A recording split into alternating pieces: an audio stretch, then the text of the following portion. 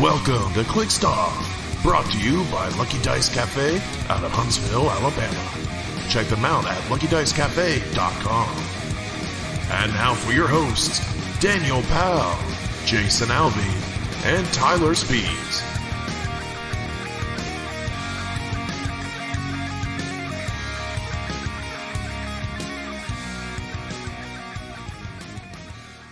Hey everybody, welcome to ClickStuff today. This is your host Daniel Powell speaking. Just want to let everybody know that ClickStuff is brought to you by TrollandToad.com, world's largest HeroClix retailer. Find HeroClix new and old on TrollandToad.com and use coupon code ClickStuff for 5% off your HeroClix order. Merchant and pre-order items do not apply. If you like what you're hearing today, check us out patreon.com/ClickStuff. $1 and above gets entered into our monthly giveaways. $5 and above gets entered into our Patreon Discord channel for HeroClix strategy and tactics discussion. And joining me today is Tyler. He has 2.5-ish months till Nationals, but that's not really enough time, but it is a long time. Spees. I feel like that's true of everybody, not just Tyler Spees. Probably. And joining me today is Alex Coos. Hey, but I'll be here in just a minute. And thirdly, joining me today, or joining us today, I should say, is Azrith. It is an awful impression of Alex. What's up, Azrith? Hey, what's up? I was wondering if you were actually going to get me a name, or no. The Alex impression was just too good. Tyler got me laughing, and I couldn't do it. So, so I don't know. Alex, are you there now?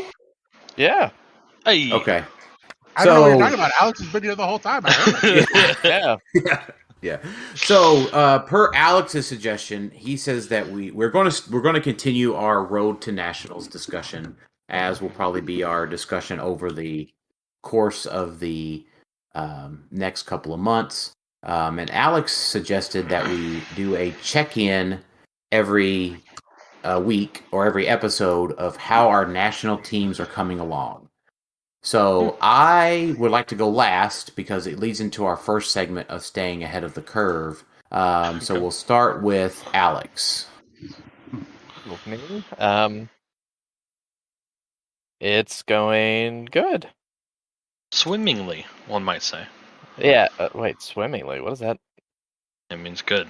I don't know why it means that, but it means that. No, I'm not playing a dolphin team or something. No, it's going good. I'm looking at Sakari and Iron Man and seeing how I can maximize his potential. And can't believe you're looking at that trash figure. No really that figure. Yeah, really stretching my team building. So actually, I literally am though. Yeah. building around this guy. So as much as that's a joke, it's also true. So it's he is really good. Just to preface that I was joking.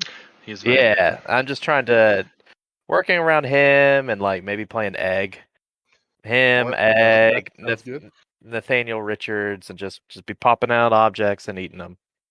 So waka waka. Yep. I've been looking at Nathaniel a couple times on unthemed teams. Right. So Tyler, how's your team coming along? Yeah, Tyler. Definitely haven't nailed anything down. I've officially ruled out animals. I don't think it's good in post-rotation. I don't think it's... I mean, you can still play it, but it's not... I don't think it's a top team anymore. So I'm Losing God was that big of a hit. Yeah, it really was, because you just flat out need empower on animals to get through barrier. You just have to have it. And the only real option is 40 point... 40. Yeah, 40 point Evo, but it's just like if you compare 40 point Evo with 20 point Evo and 2 Grods, it's just vastly worse. Grods, a lot of times on my turn 2 after my alpha, my Grod was the most impactful member of my team by leap climbing. I perplex his attack up twice, and then I get a double target 12 attack mind control against like a black heart or something, and just losing 2 of those plus an empower is too much. I'm currently looking at unthemed alpha. I still think there's something there. Just a bunch of really good stuff, Molecule Man Faust. I've been toying with that Iron Man because he's so good, even though he's not like an alpha piece.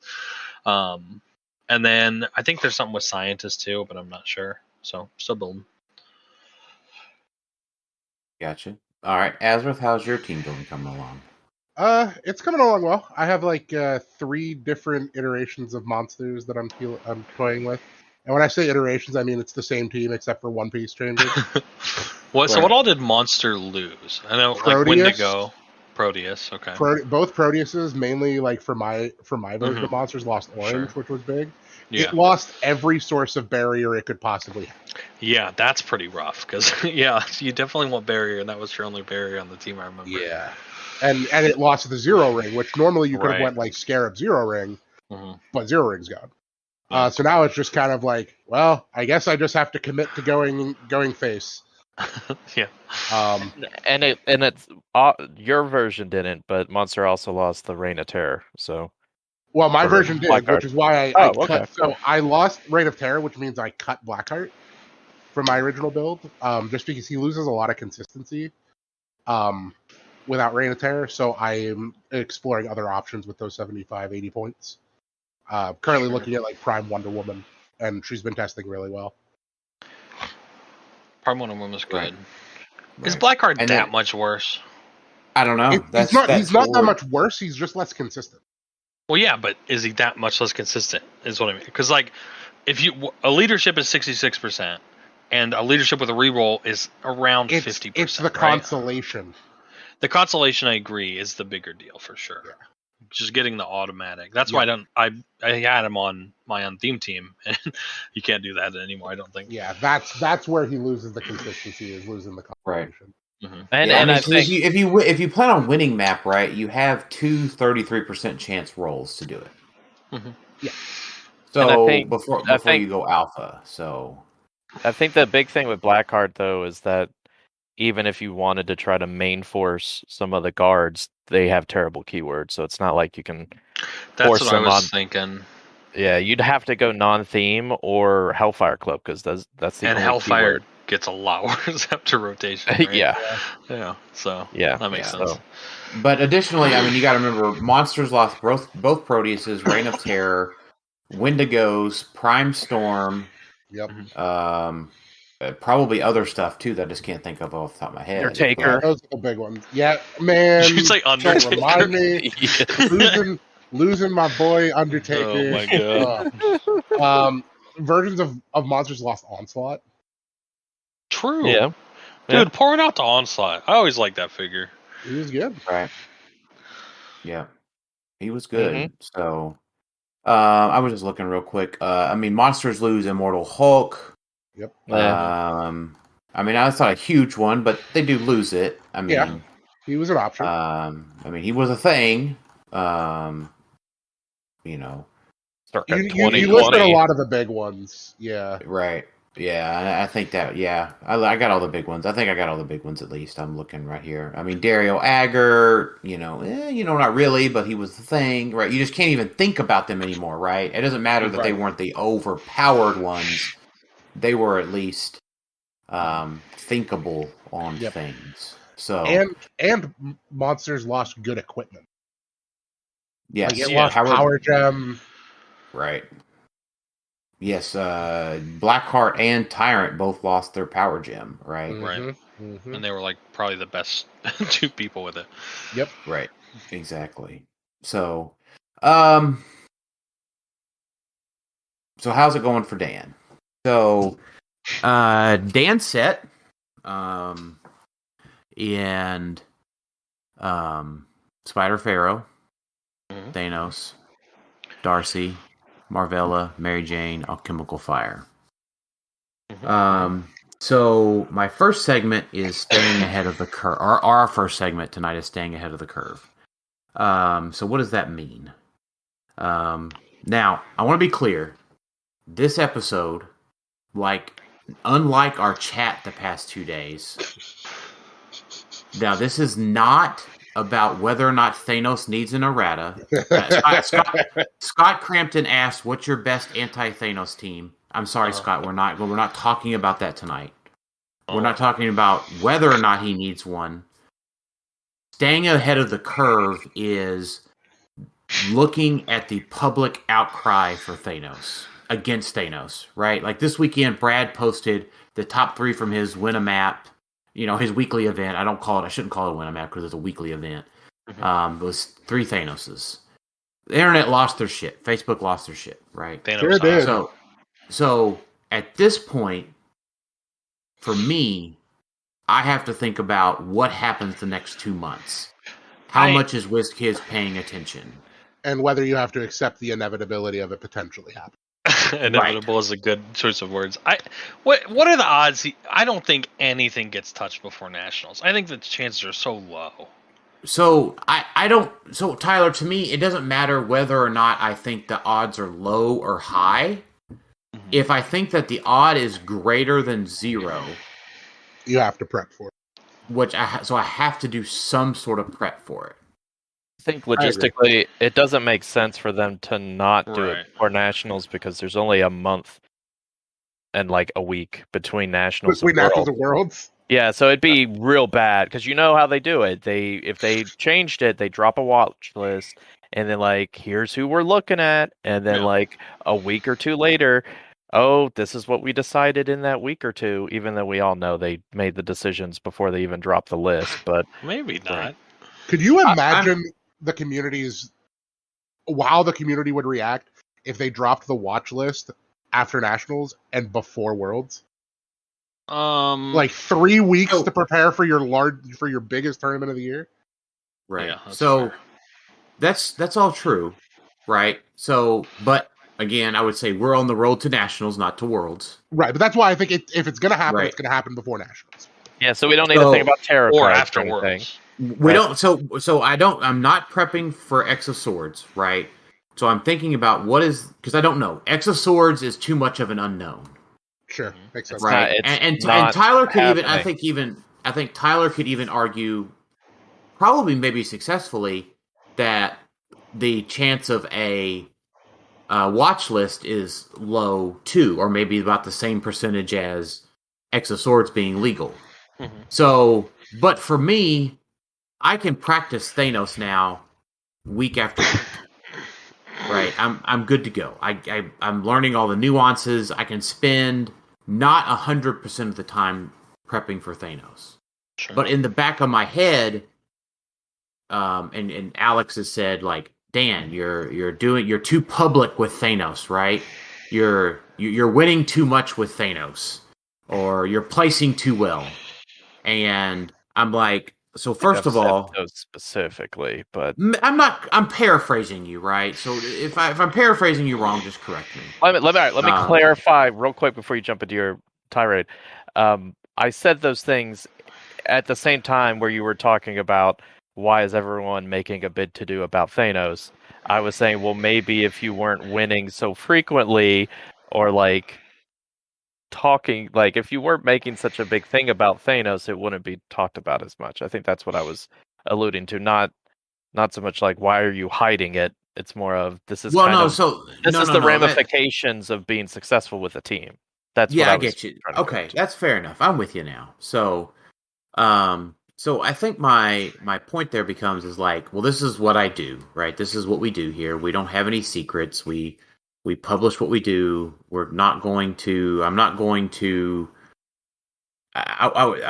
stop my mission, I guess. I don't know if there's a better way to say that, right? Because I'm not going to hide stuff from people. That's why I joined Clickstuff. That's why I do Clickstuff these days, right? Is to very publicly talk about my teams, very publicly share strategies. Should I tell them about my secret Uatu team then? Well, see, you don't need to play Uatu. You don't need to lie to them. Right. I don't know. We have a question about Uatu. So So my thought is on staying ahead of the curve, right? Is now this was what? So Sam's going to nationals, and so I have to think about what do I want my team to look like as a backup, right? So my assumption set becomes what happens if Thanos gets ratted into unplayability before nationals? Mm-hmm. And I think that it doesn't take much to errata Thanos into unplayability. That was going to be my question. What do you consider? What do you consider an errata? Because I know we've talked about Thanos a ton, and like, oh, they're going to nerf him or whatever. But what is? I feel like this would also be good for you therapeutically. What would be an errata that you like? You know what? Even though I don't feel like he needs a change, this is a change I could accept, and will continue to play him. So I don't know. Was there a list of? Have we seen a list somewhere of what people have suggested? You could just throw anything at the wall, and you'd probably get. PJ had it in his. Let me look at PJ's. There's been a couple that people have said poll. I think the most obvious one is the improved targeting is locked behind the actual mind control. Right. So his change to improved targeting would be it only works with his mind control. Mm-hmm. That's probably the only one where I think that it could work. Because then he could still pair it with the alchemical fire. Mm-hmm.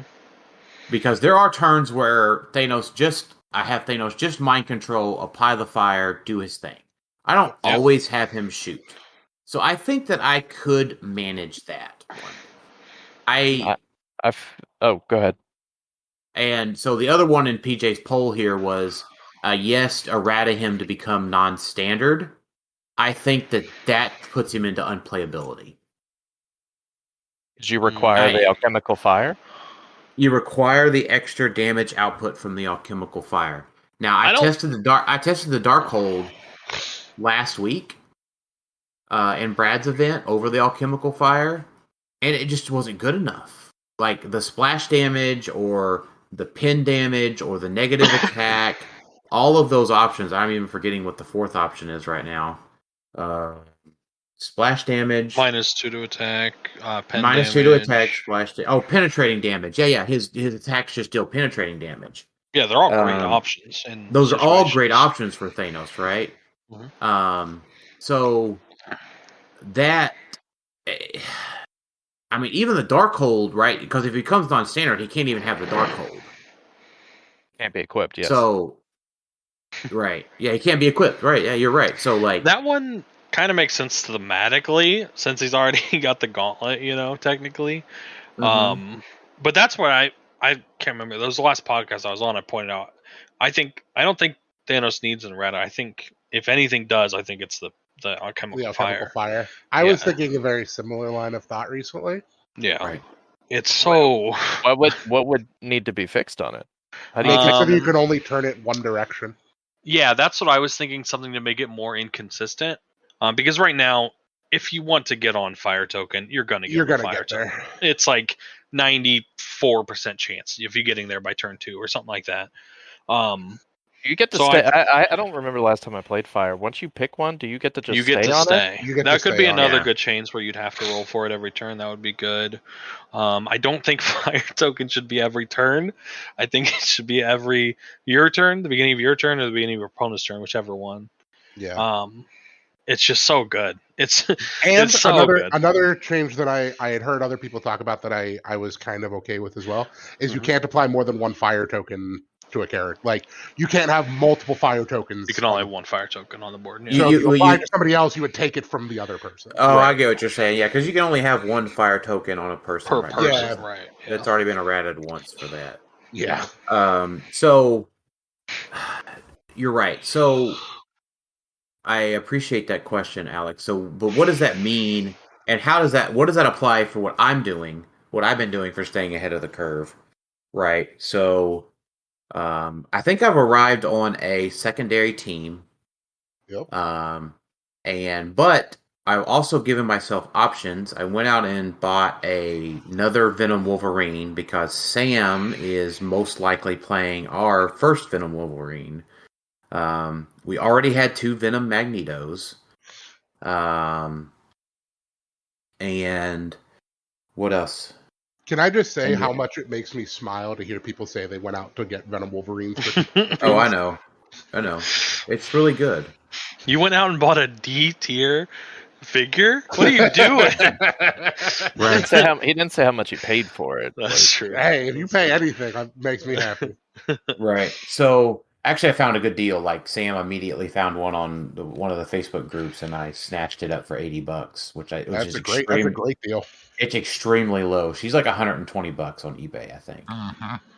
So, so I went and bolstered a few things, and I don't mind to share my backup team.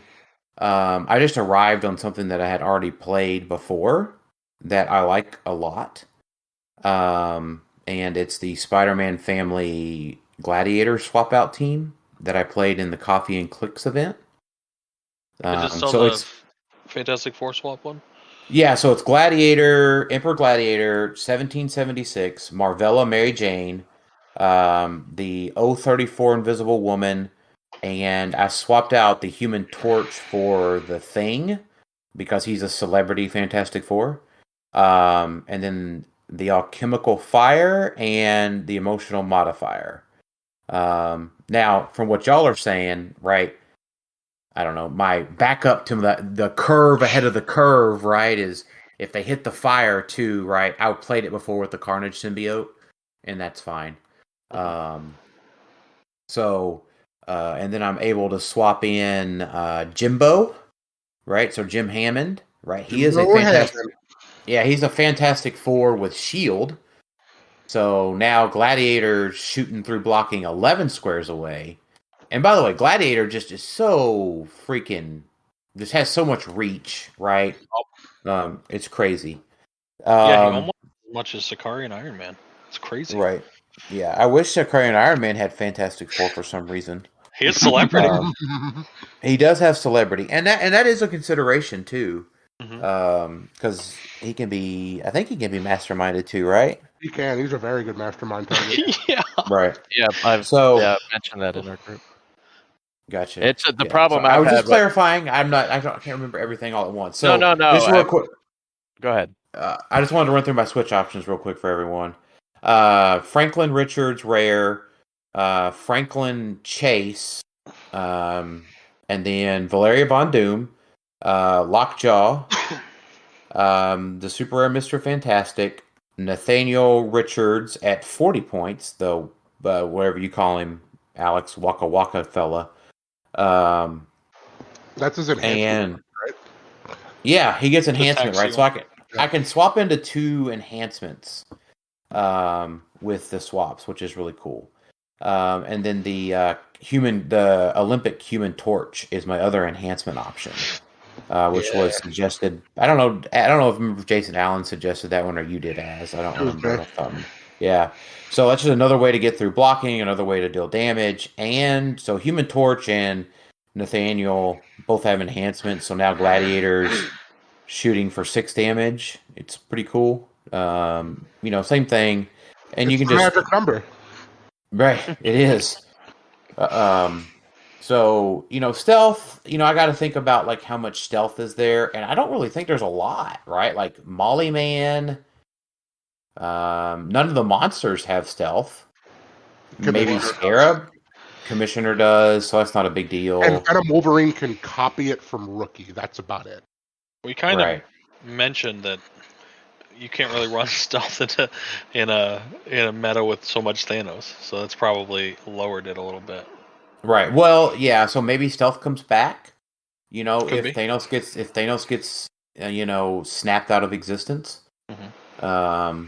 So that's what's on my mind about thinking ahead of the curve, right? So I had to bolster a few purchases, or made it in probably a couple more trades. But I'm either prepped to either play monsters, and that'll be some variation of, as Jason and Sam are likely playing monsters. So probably one of their 2 versions. And I can go over what the new version of my monster team is. Sure. I'll let you keep talking while I finish the pretzel. Okay, yeah. So, that's that's really about all I had, right? So I had to think about what my backup would be, and because I played that Emperor Gladiator team when Thanos was legal for the Coffee and Clicks event, because Tyler, you played Thanos, and so did Jack, and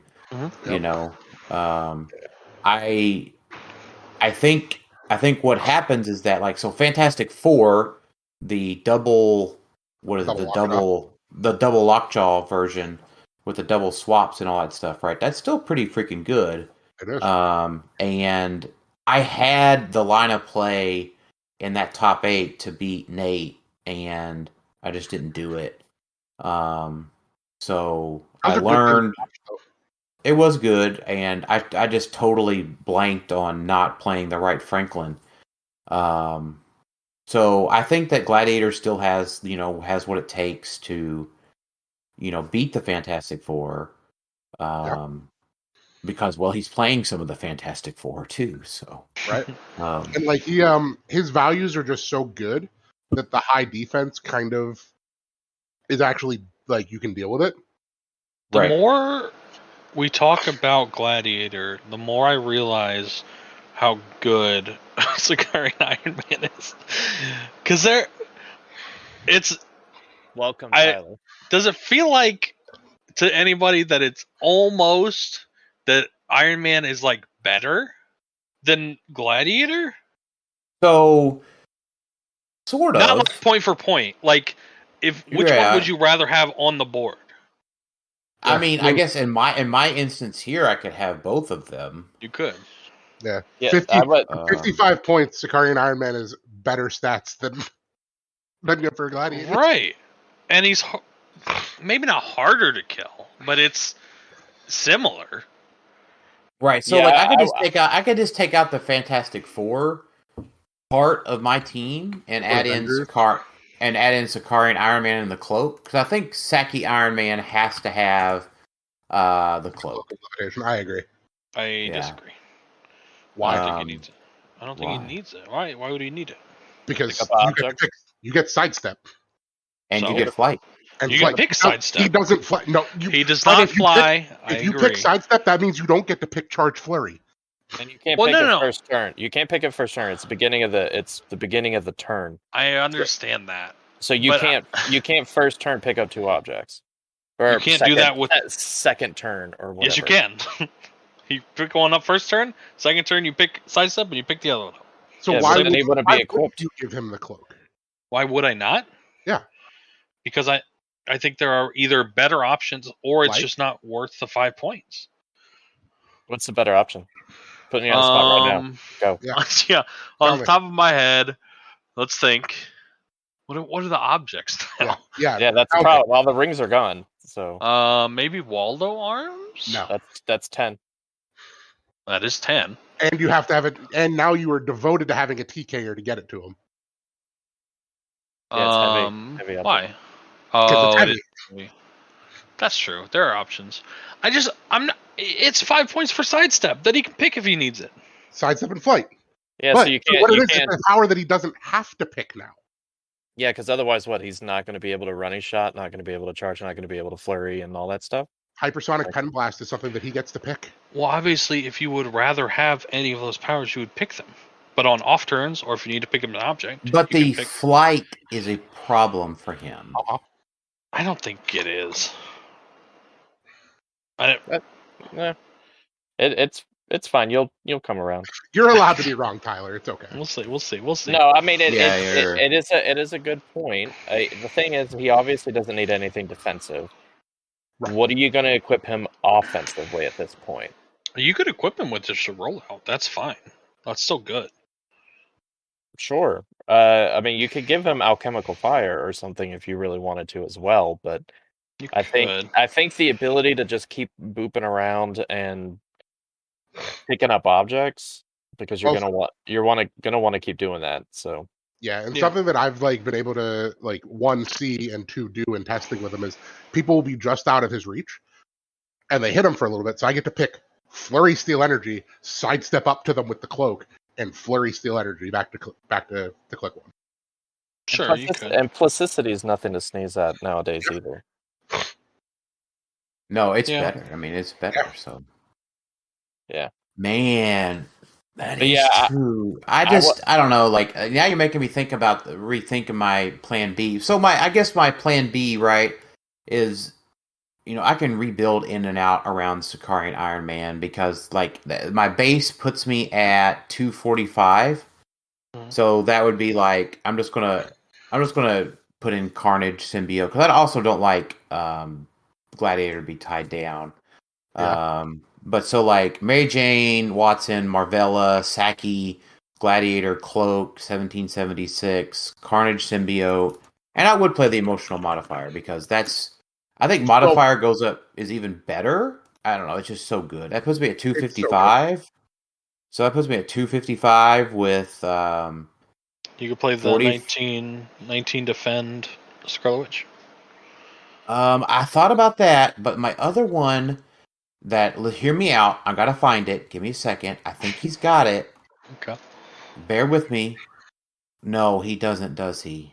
No. He doesn't have Spider-Man family. How annoying is that? Who? You just heard Dan's dreams get crushed. Oh gosh. I gotta find it. It's one of the autonomous guys. Eddie Brock? Eddie is the monster one. Yep. That's not who I'm thinking. Jason Messendale, Daniel Burkhart.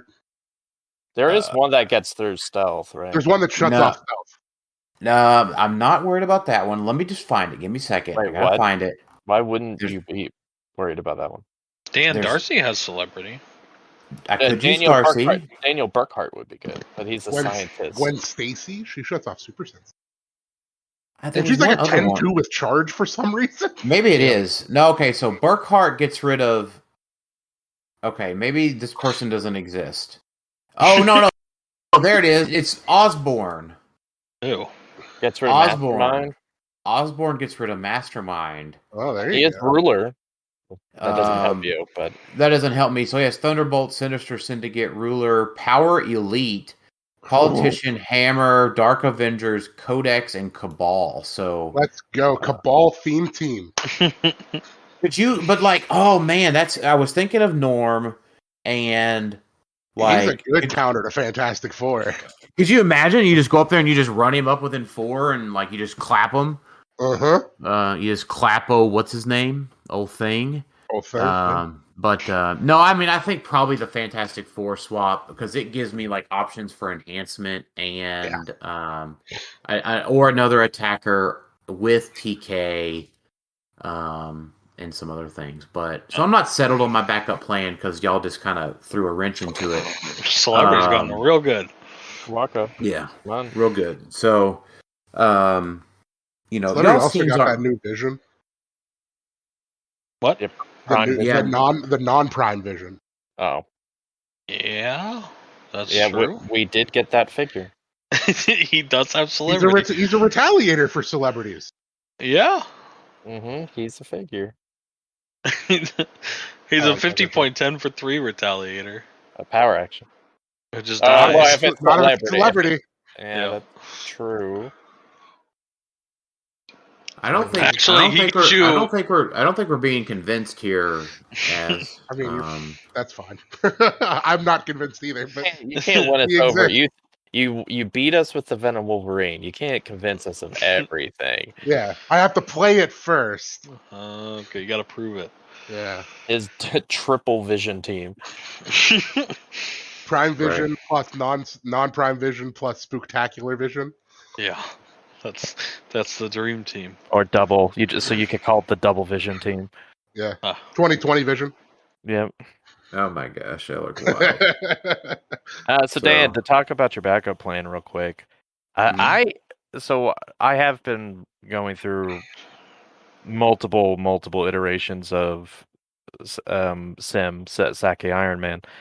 And one of them was with Emperor Gladiator, doing a big old switch out with collector and all that stuff. By the way, if you want a fun HeroClix game, it's try to build around collector to get both traits active. That's a fun game, all on its own. So I have a version that is like that, where I have both traits active. And my biggest concern with Gladiator is just I am concerned about stealth, because it does still exist, and it is such a hard counter.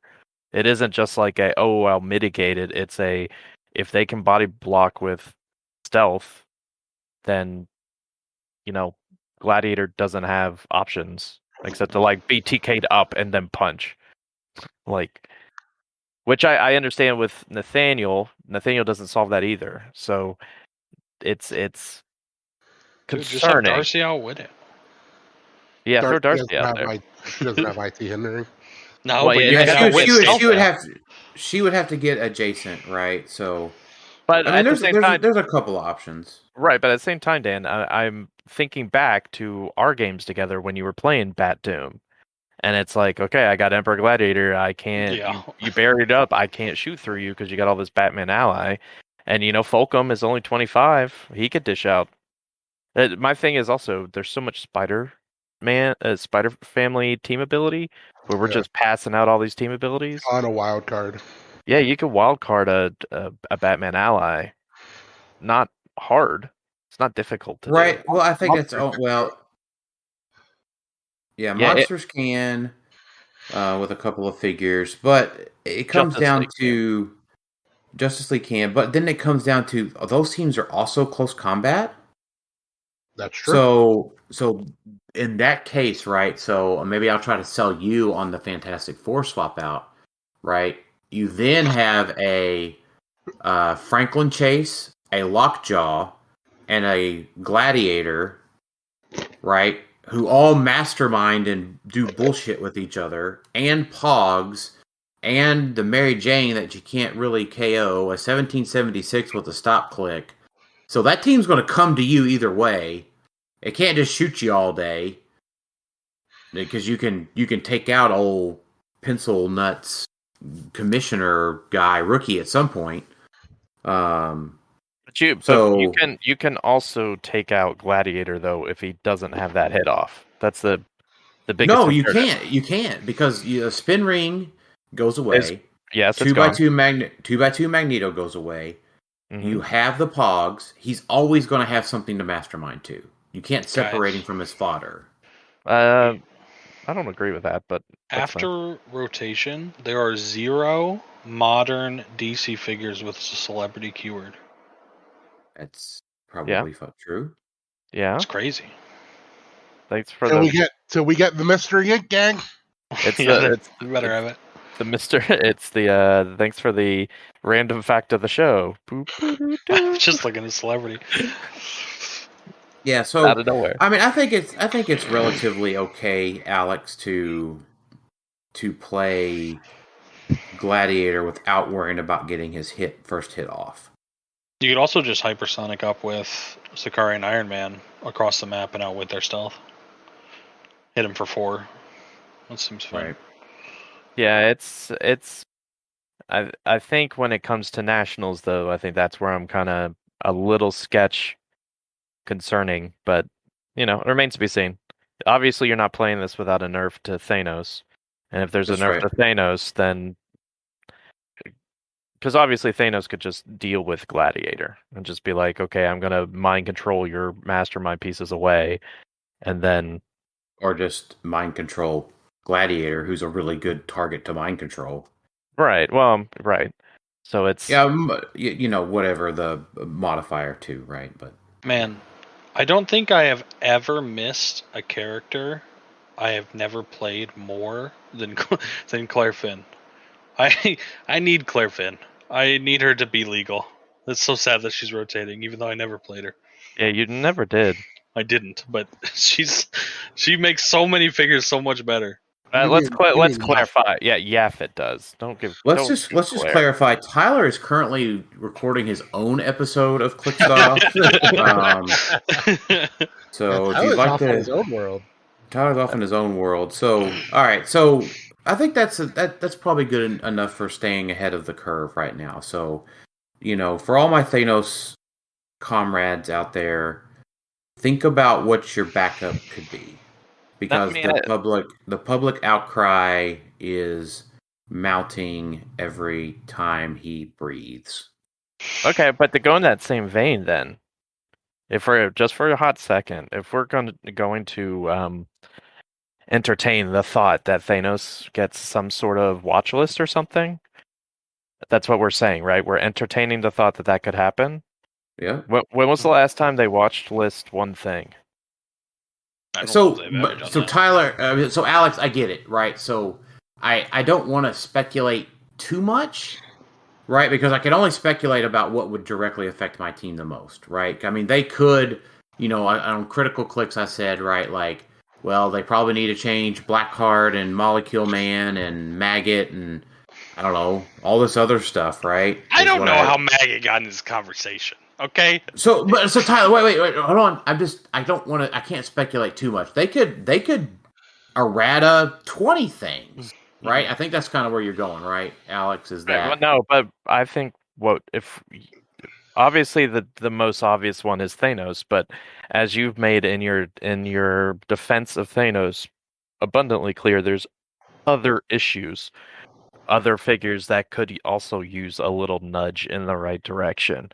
So for the players who are not preparing for Thanos, or not playing Thanos, who else, if we're thinking there is going to be some sort of change to Thanos, thus other things are caught in this watch list, what other figures are you sitting there thinking, yeah, if you're playing this figure, you might want to think this might be happening? I think I've said that for months, right? Yep. I think the obvious ones are Sky Tyrant, Molecule Man, apparently Maggot now, out of nowhere. I mean, to be fair, Maggot shouldn't be able to make and take the Pog back.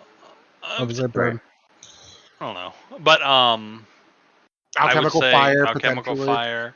I would still include Blackheart has been a talk that could be. I have mentioned Blackheart in the past. Dan has mentioned Lockjaw. Sure. There was concern with Lockjaw. I still don't like Batman. Yeah, Prime. I don't know if Lockjaw needs. I don't know if Lockjaw needs any. Yeah, Batman Prime doesn't exist anymore. Yeah. Oh yeah, true. The only change I wanted to Batman Prime was for them to actually go through with the 10-minute change. Yeah. I needed a world championship to start off in that 10 minutes that they posted that post. What about like Scarab? I don't think so. I don't think Scarab. I don't think so. Scarab would be more of a problem if Sinister Six Secret Six was actually a relevant keyword. The only two I would support changing are probably, I think Alchemical Fire for me right now is number one, and then probably like Molecule Man would be my number one. Sky Tyrant are like my two maybes. But that'd be it. And I don't think we need any changes. I think we're in a good spot right now. Molecule Man. The reason Molecule Man is my number one is because of the amount of time he eats over. I've heard that. I don't know. I don't think that's a good enough reason to rat someone. And since we're randomly talking about this as a subject, I'm having fun with this, by the way. Right, I can tell. What is your dark horse? Because don't they randomly throw in a piece that you're like, what the hell is this doing on a watch list? Jakeem Thunder. Out of nowhere. They're actually gonna take Jakeem's errata off during the watch list. Right. So what was I? So like, yeah, you're right. So Tyler, I think I also tend to agree with you a little bit in that my personal opinion is that I think everything's fine, and I didn't want to talk about this really too much, but I would say since Alex keeps having fun with it, I initially had concern about Thanos back in January, February, December, whenever. Now, after I've played him, I don't really have concern about him, given all of the other things that exist. I think my only thing is that if he receives a tweak, there's about 4 or 5 other things I think that need a tweak. That's just my opinion. I think everything could be left as is and would be fine. I'm totally okay with that. We won't get into that part though, because we don't want to get into that part. We're not doing that part today. So, convention prep. Mm-hmm. Yeah. For the most part, we have all been locked in houses for 2 years, and Gen Con did happen last year, but So did QuicksCup. Was that last year? Yeah.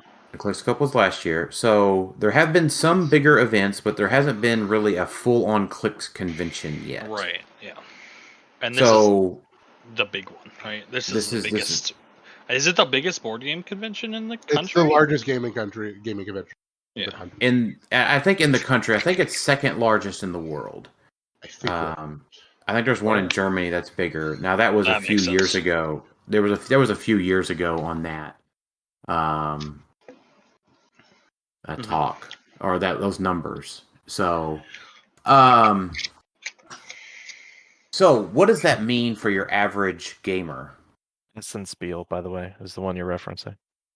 Yes, that one. Yeah, you're right. So I knew there were some listeners that were yelling that probably, so I wanted to. Yeah, exactly. There's that one. There's one of them probably. Spiel. So how do you prep yourself? Right now, for the most part, we're all 2 years older, for one thing. And maybe more. Maybe more, right? Because 2019 was the last big Gen Con, right? That had and I think isolation takes a toll on you more than anything. Right. So this is to be clear. I mean, one should assess their own self, right? But these are just my thoughts as going to a convention, right? I just want to fire off a couple of quick thoughts. Gen Con requires a lot of walking. Yep. So I would recommend a good pair of shoes that you break in a few weeks before the event, and be prepared to walk. Now is the time to start your walking regimen. And while you're there, be willing to just take a break. That's right. So, like, my average steps at Gen Con, I think a few years ago, were about 10 to 15,000. Makes sense. So 10,000 steps is about 5 miles of walking. I personally try to hit per day. Yes, per day. So I try to hit 10,000 steps a day personally. But now after my experience at Rock Cup, Rock Cup was very mentally exhausting for me because it was my first big event, I guess, really since the pandemic had started. First multi-day event, right? Because you got to remember, we're going to have, you're going to want to play BRs. A lot of people. I know Tyler's just showing up on Saturday, so Tyler, you don't you're fine. So you don't really need to contribute here, right? I don't think. So, you're going to want to play BRs. You're going to want to maybe play in the House of X side event. You're going to want to walk the vendor hall. You're going to be doing all these things. You're going to be sneaking into dinners, apparently. We're not doing. You're going to want to play the Power Rangers role-playing game. Yeah, you're going to want to do all kinds of stuff, right? So you need to prepare yourself for the walking. Additionally, you need to prepare yourself for the energy consumption ramp. So if you want any specific articles to read, just Google amount of energy a chess player burns. Google some of the articles on that. It's nuts. Crazy number. Right. So a typical weekend for me, when I went to Huntsville and back, I've lost 3 pounds, and I generally eat a lot. So Tyler, your clicky keyboard is really clicky, sorry. So be thinking about your water consumption, Gen Con cranks up the air conditioner. So that means it's a very dry environment. I have a little care kit with you: eye drops, chapstick, water. You got to think about staying hydrated. Upwards of a gallon a day, right? Like, I'm not trying to tell. This is not medical advice. Have little snack bars with you. Have little snack bars, right? Scope out where you're going to be, wherever they're playing HeroClix at. Scope out where the nearest food is. Yep. Now, there's an article that I would like to reference every time. If you just Google Kevin Afruz, like what it takes to become a champion, it's like an article on Majestics. He talks about like setting goals for himself, not drinking too much the night before the big event, because drinking throws off your guts.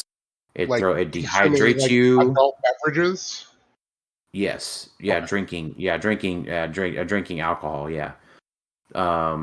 So, think about how your body reacts to that.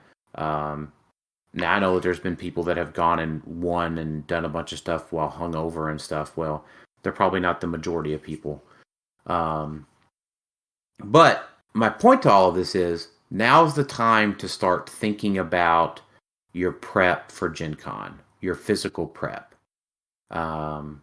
Making sure that your machine of a body will support your brain throughout the event. So for me, I'm going to, I'll just share my personal goals. My personal goals is to lose about another 20 pounds between now and Gen Con. My goal physically is to make sure that I hit my 10,000 steps at least 5 days a week. Can't do it every day. I do work at my desk at my house. So like I pace during calls. I walk during my lunch breaks. So those are my goals, my physical goals between now and Gen Con. Mental prep. And I will say PJ suggested this one, and it's one of the reasons I mentioned, like, hey, I want to try to play D&D, or I want to try to play a board game online with y'all, is honing my mental state. Because by all accounts, right, you almost got to be undefeated to win nationals this time. I think, yeah, you can maybe lose one game. You can lose one game in the qualifier, and then you got to score a lot of points. And then the top 16, correct me if I'm wrong here, but we said that they were going to play 4 rounds, take the top 2? I don't think they've said yet, have they? They haven't said that. I don't think they said anything like that for the finals. I'm assuming 16 people make it to the... No, is it... Yeah, 16 people make it. I'm assuming it's just the top 16 at that point. Yeah, like single. Right. Single. But yeah. they may not seed that, right? Because there's another event. There's the top 16, and then there's the finals. There's 2 events post cut. That's true. My assumption again is just that they're just spaced out. I don't know why like that, but I'm right. So that's where I was thinking they're going to do 2 rounds cut or 4 rounds cut top 2. That'd be weird. Yeah, I think they'd get too much. Well, because after 4 rounds, you have 2 undefeateds with 16 players. Yeah. Yeah, but who wants that though? Even if it's not that way, though, the thought process, you cannot afford to be sloppy. Right. But I mean, I guess the thought process in both though is the same. You have to go undefeated, which is how Nats normally is after the cut. Well, no, but you also have to be undefeated to make it to cut, almost, right? You have to go in with that mindset. You can't go in because, like, a lot of times, like, a 3-2 can sometimes make the cut. Mm-hmm. Yep. Or like a 4 and what am I trying to think of? A 4-2 sometimes, right? Well, right as it stands, there's going to be 3-1s that don't make cut, right?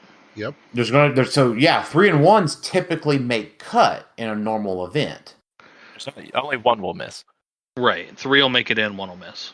Right. Yeah. So I say all that to say, if you want to try to go for this thing, right? Not only do you have to be normally levels of sharp, you're going to have to be razor's edge, right? Mm-hmm. You got to be on it. So that's why I'm thinking, like, I've got to hone my machine, mind and body, the next 2 months to try to do the best I can at this. You should play some video games. TFT. I do. I play Fortnite, but that doesn't feel like that's quite enough. I play Fortnite to relax. Mm-hmm. But yeah, I mean, if TFT makes me think, then maybe I don't want something. I don't want to do anything mindless to prep. Yeah, that's D&D for me. D&D for me is, while it's a relaxing thing, it is something that always keeps my brain active. Right.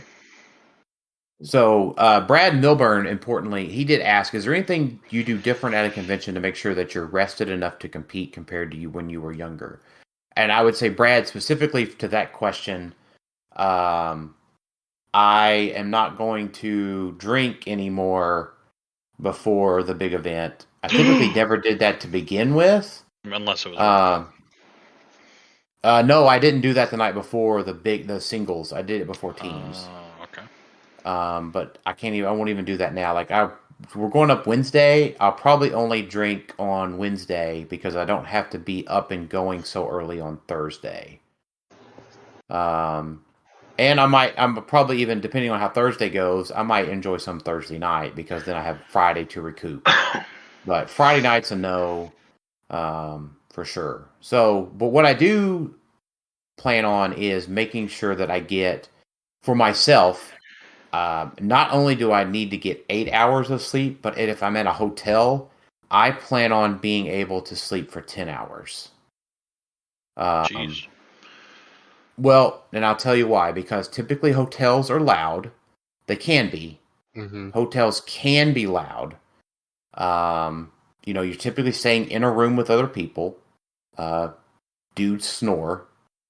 So, like, the sleep is not necessarily the best. So I try to plan on getting more of it. And sometimes your roomies are so cool that they bring earplugs for everybody. Right. Yeah. So whether they accept them or not, I did. So I did that at Worlds.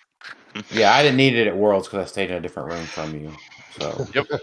I did pass them out because I was like, I know I snore. I don't know how loud or how annoying, but I'm not going to put that on them. No excuse. I gave you earplugs. Right. Yeah, so that's a good idea, right? And I had considered that for this event, was doing earplugs, and that might be able to take down the amount of time I need to allot for sleep, closer to that 8 hours.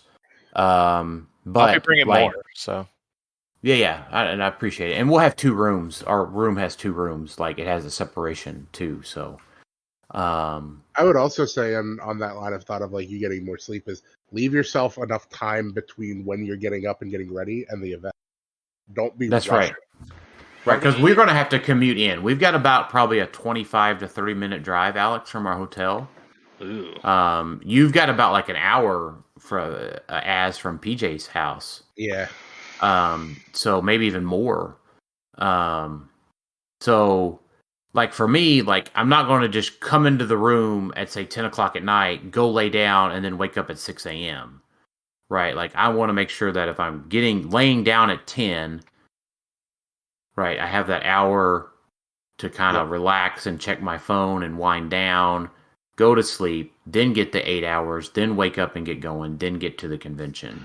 Yep. Now, are we really doing this episode for our listeners, or are we doing it for Tyler? Like, are we... So none of this relates to Tyler. I'm just going to slam 2 5-hour energies. I'll be fine. Yeah, Tyler will be able to smell colors and and see sounds. It's the only reason I beat him at Rock Cup in 2018. I think in the event he'll be like, I can't believe I made it to top cut with Felix Faust, guys. We're like, you weren't playing him. I saw all of the D20 rolls. So, but yeah, no. I can't believe I won with an ice cream cone. Yeah. But no, I mean, specifically, right, this is just to share what I plan on doing, right? Yeah. I mean, if the listeners can take this, they can maybe even skip this section if they want, right? Like, I know we have a few military members that listen, and they're probably just laughing at me or laughing at this whole explanation. So, also, just as a note, there are still tickets available. Yep. I think there's like 5 left. Have they reached out to you, Azareth, about like returning? Nope. Like, okay, so there's going to be extra spots. So you can still get in if you're on the fence about it. I think so. It looks like the Thursday one is sold out. Yeah. But yeah, still like me, if you want to go one day, there's for the Saturday one there is 2. It's just 2 tickets available. So Man, there's still tickets for the events on Friday, Tyler. If you wanted to come on Friday, I don't need to. I am coming Saturday. I am not getting a hotel. You're gonna and that's it. Win your qualifier.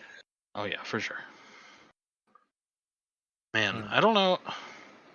It's annoying because I probably still have to stay even if I lose because I want to see what happens when we're going out to eat.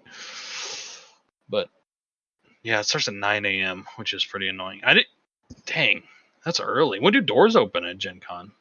So the gaming floors never close. Yeah. Oh wow. Okay. That's The vendor hall is all that closes. The vendor hall opens at like 10 a.m. Yeah. So. Mm-hmm. Now, Dan, you sort of touched on this, and I know Gen Con is a little different for HeroClix this time because we're not playing in long tournaments. Like Tyler might be, right? Mm-hmm. Like he might be playing in the morning tournament, and then it's like an hour later. It's gonna be a normal tournament day for a Tyler. Yep. Yeah, but for those, so maybe those with those tournaments, what are you bringing nutrition-wise to? Like, what's the food situation at Gen Con? So there are a ton of different vendors, right? Like food trucks. I mean, it's a convention center. So in the convention center, right? So what's convenient, right? There's going to be hamburgers, hot dogs, chicken tenders, French fries, soda pop. There's a couple of places that are relatively close that sell like sub sandwiches, pizza, paninis, fruit, and that kind of stuff. So, like, what does my nutrition schedule look like for Gen Con? Is that what you're kind of asking me specifically or in general? I mean, both. What are you I mean, I don't need, we obviously don't need specifics into like, oh, I am going to have this. Like, are you looking at like, are you planning on bringing your own meal replacement shakes or protein I can bring Soylent for you. No, like, so yeah, I plan on packing a couple of protein drinks, yes. Okay. But I also, because it's not like a super long day, like say like Origins Nationals would be. Yeah. So my plan for say Thursday and Friday or Thursday and Saturday, is to just eat like hamburgers and stuff while there. Is to I guess that is one.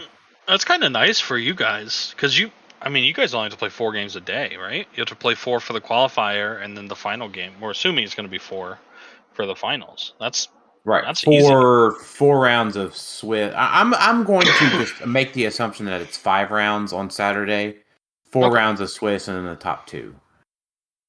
Sure. And we know for sure the qualifiers are 4 rounds. I don't. Yes. I don't know if they've said it. Have they? It says it in the event. It says it in the event. That's correct. Okay. Mm-hmm. So, but yeah, so my nutrition schedule for those is to just have some shakes, water, right? They have water fountains, but I plan on just having a big bottle of water with me. I don't want to weigh myself down too much, like just to make sure I have water during the event. And then I'll go do the vendor hall or whatever afterwards or before. Yeah, they're going to be running Extra Swords events and Battle Royale. Yeah, I'm playing in that, whatever that. I'm playing in that one on Friday. Yeah. So whatever that leans out to be. What is that one? Does it say? It didn't say how many. Play all 3 months of the storyline event in one afternoon. Players receive 3 exclusive booster participation prizes and a chance to win limited edition prize figures. Man, that sounds awesome. Yeah. Well, if you showed up on Friday, Not doing it. What time is that? That's at 1, so I think it's when you're in your qualifier. Yeah, I'm in the afternoon one. I'm in the morning, and it's going to be sketch. I don't think I'll make it, but I don't think I can because it's 4 rounds, so it'll be. Right. You just At win 4 hours. your first 3 with 300 points, and then you concede the last event. and then miscut. No, 900 points. Yeah, you could. It's theoretically possible. It is like, listen, let me kill like 100 points of things, and I'll just let you win. Yeah. Right. Yeah, let's roll off. I'll get half points. That's called all of those things are called collusion, and I would not if you don't get caught. Totally illegal if you get caught. That's there's only 16 players at a time, and there's going to be like all of the judges there. Highly recommend that you avoid doing that at all. Mm-hmm. All right, moving along. So what did I say? So staying ahead of the curve. Convention, mental, and physical prep, and I think that's about it. So a couple of questions related to nationals.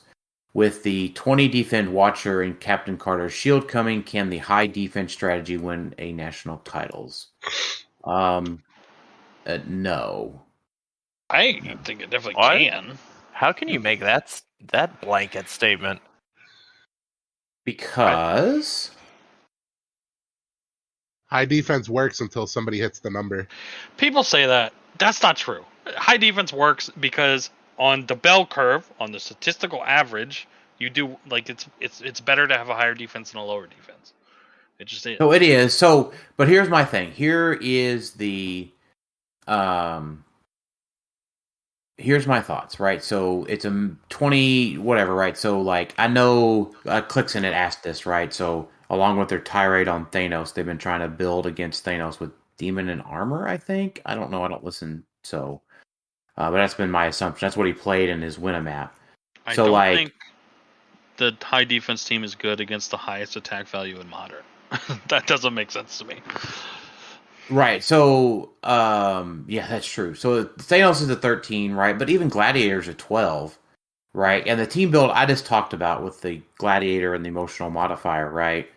I have Perplexes down. Because you got to remember, modifiers perplex down. A 1776 has perplex, right? So now that 20 defense, or whatever, 21 defense is now a 19.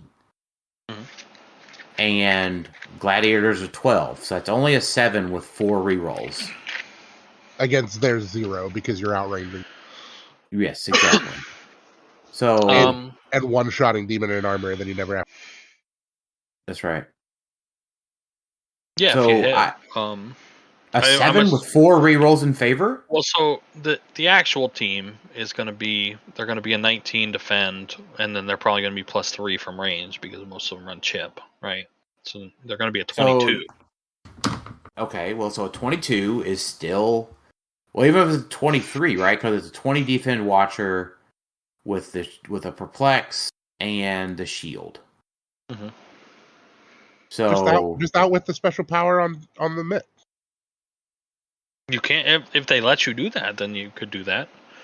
I don't think there are obviously answers to it. There's answers to anything, right? Right. So my thought in general here is the modifier still takes the 23 or the 22. No, it'd be a 23 because it's ESD and then +1 with the shield, right? They get +1 defense. If they're on the 20 click with the Watsu, yeah. Yeah, so that's what we're thinking, right? So it's a 23. So still, you emotional modifier it down.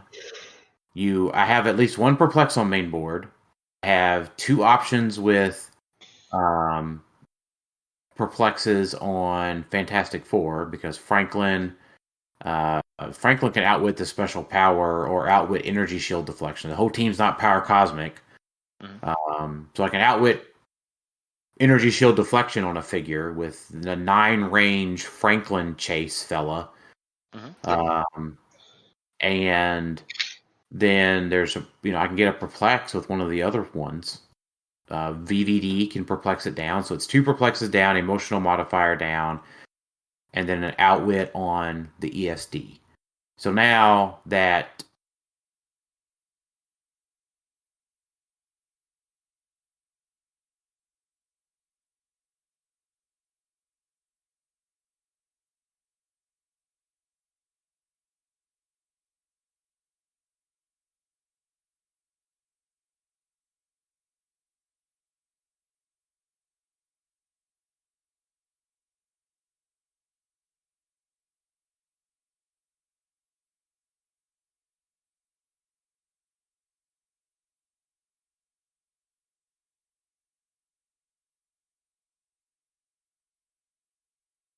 the regular Fantastic Four, right? But you're assuming that they let you get into position to use all of these support powers. You're assuming they don't hit you first. You're assuming that a number of things. So right? I guess my thing, then my question comes is, what does that defensive shell look like? Right, and Because how are they? all I've heard is defense. Where are they? Oh, you cut out. Where are they killing anything? Where's their offense? It depends on the build, right? Like you could just not do Watcher. You could do a celebrity team. They have 19 defend, and then you equip the shield. That's a 20 defend, and then you can have a ton of. That's a ton of what's. It's only a 20, and then you also have all the other stuff. So you have emotional modifier. You have, you can have, Chip. You can have, I guess Harry retires, right? But so you can have all this stuff. A celebrity team doesn't get Chip. It doesn't get the mitt on either maybe version. Maybe it's not a celebrity team, but you can run offensive figures on these teams, right? But it's very hard for them. So I mean, I played against PJ playing the defensive shell with Harry, and Emperor Gladiator respectfully clapped it. I think that game was closer than a clap, but. Because I outranged it. I just did the same thing. Dan just hit the 9 like every time. Because he outranged the prob. I outranged the prob and I outranged Felix Faust.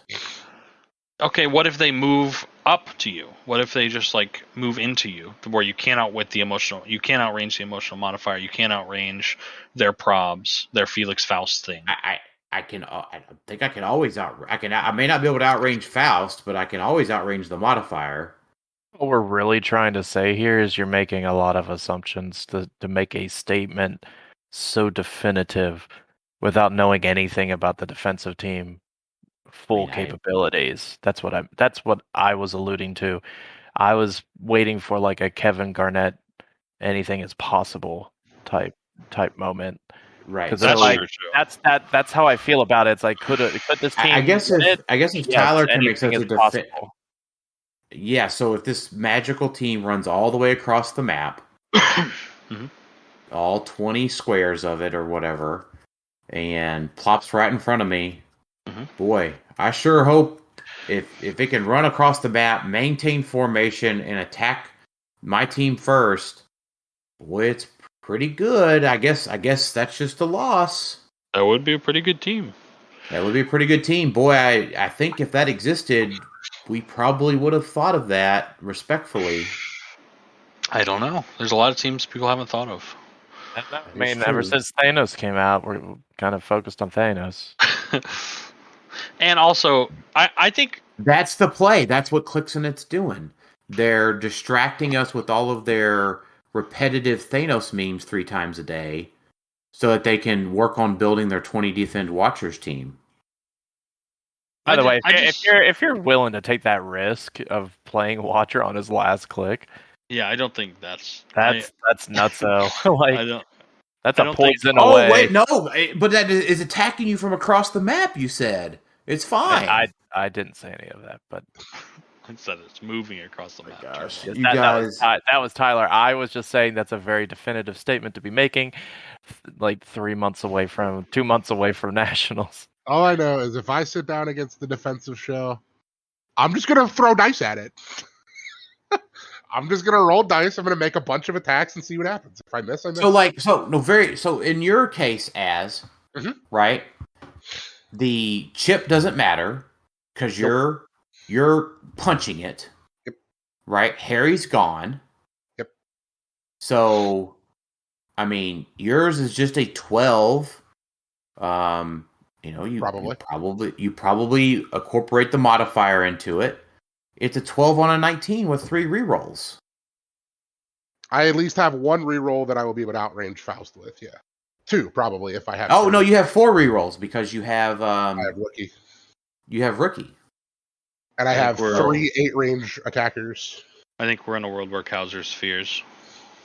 No, that's why I said I admit that it is a team that could give my team struggles, but I'm not going to let that deter me from doing what my team does. Right. So so if cows are spheres, right?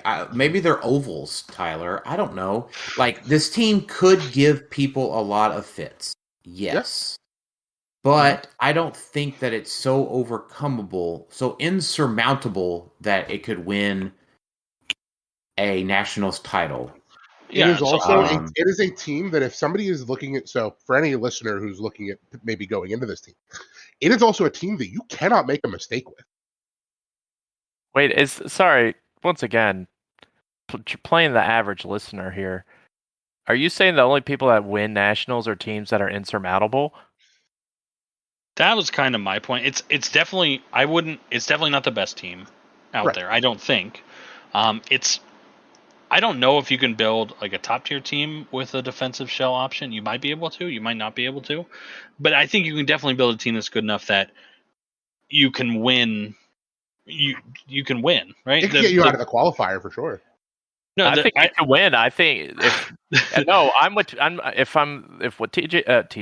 what Tyler's trying to say is the person who wins Nationals got lucky. Everyone who's won a major event got lucky in the tournament.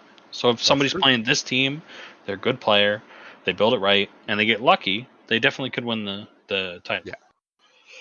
And it could even be, great players can raise average teams with a little bit of luck to those levels. So, and that's why I wanted to preface with I believe that is a team of the teams that I've seen going around for post rotation stuff.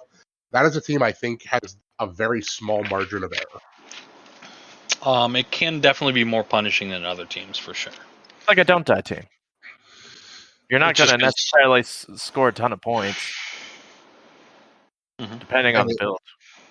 So, and again, I would reiterate that I say all of these things very respectfully. Yeah, but very much to his question, do I think the 20 Defend Watcher and Captain Carter's Shield can win a Nationals title? Mm-hmm. And I would say no.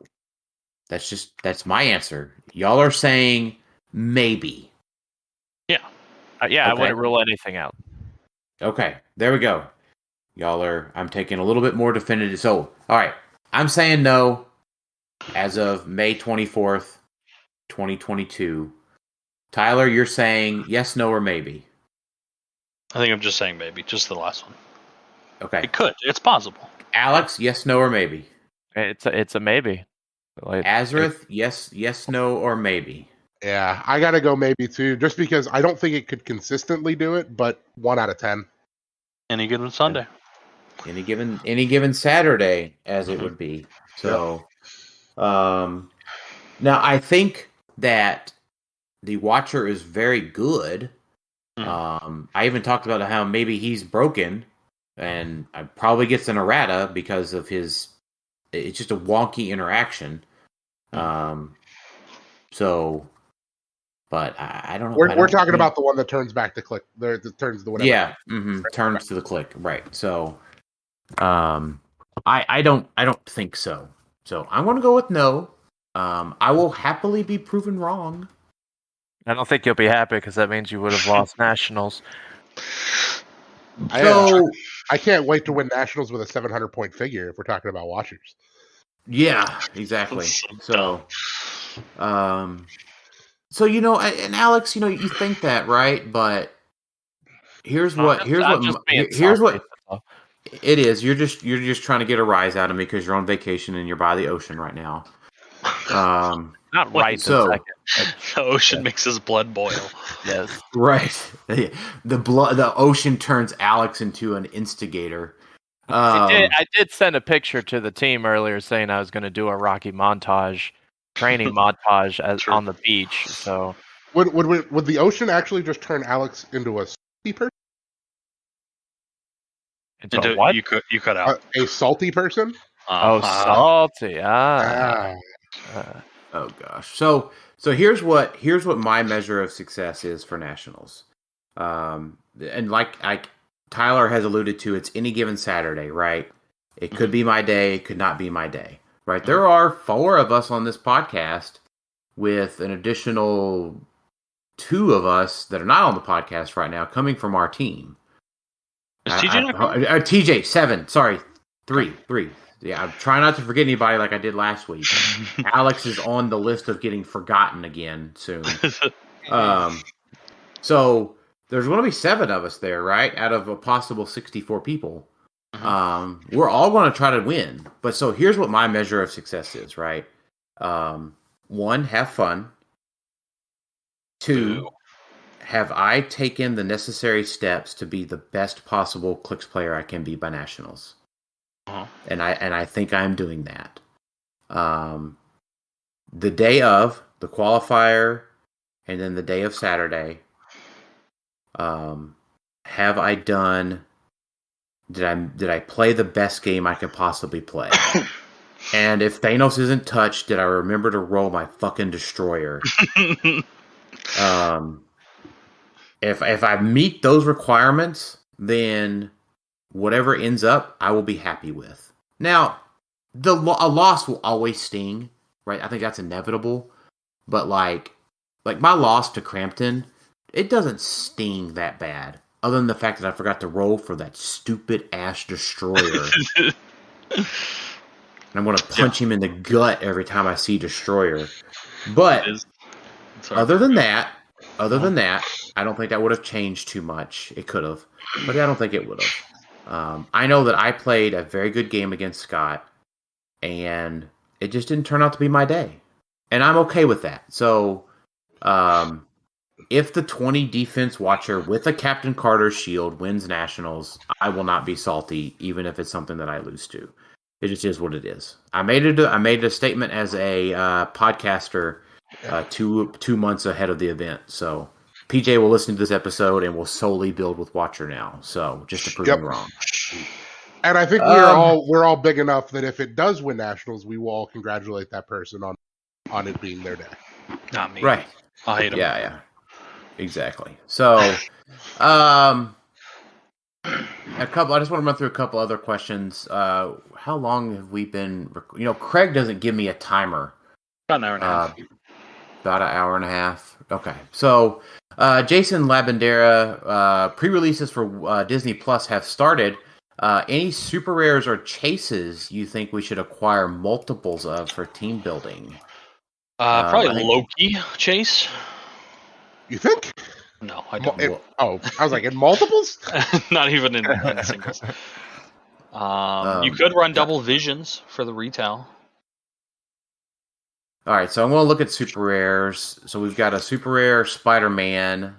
Which one comes with the cloak? Is it super rare Spider-Man that comes with the cloak? Yeah. Spider-Man does. Yep. So Sam and I will need 2 of those. But I assume this is for normal households that only have one Clicks player. Yeah, you'll need one each. I don't think there's going to be a ton of figures that are going to be. Yeah, I don't think so. I'm just looking. So Spider-Man, I don't think you need multiple of. You'll need one to get the cloak. Captain Hydra Stomper, awesome sculpt. You only need one of those figures. Captain Carter, super rare. Nope. Just the one. Agnes, super rare. Probably she's a unique. Is she a unique? I think she is unique. I think she is unique. I'm trying to look. I'm just looking here. Yeah, she's colored. She's colored differently in realms, I think. No, she's not. Maybe not. So, but I think Agnes, you only need one. I don't see any additional benefits from multiple Senior Scratchies. Seems like overkill for 2. But don't you need Agnes? I've played against Agnes she's already.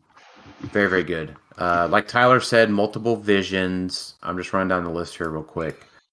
Super rare Loki. That's alligator. That vision at 100. Like it's probably not tier 1, but it's not bad. He has a stop click. I mean, it's not bad. He's got 3 walls now too. The 700 point team Watcher. By the way, we're also just assuming that Watcher gets the super rare Watcher gets errated, right? If he doesn't, oh boy, we're not assuming that because no judge would ever allow that to happen ever. So no. You have to understand that at Nationals, if it's within the rules, there's not like they have to clarify that before the event. No, they don't. Well, they might have to clarify before the event, but they're going to. There is a 0. No. I am speaking in absolutes here. There is a 0% chance. Oh, I didn't realize we had a Sith on the podcast. Yeah, we do. There is a 0% chance that they will allow that interaction with the Watcher at Nationals, regardless of errata status. All right, real quick in Modern, what is there anybody that it actually breaks with? I actually don't think that was what I was going to ask. I don't think so. There is anybody. Okay. Is Ghost Rider? Yes. Does he rotate? No, Ghost Rider rotates. Mammoth Ghost Rider, yeah. He rotates, never mind. I kind of want there to be a multiple alligator Loki team. That'd be fun.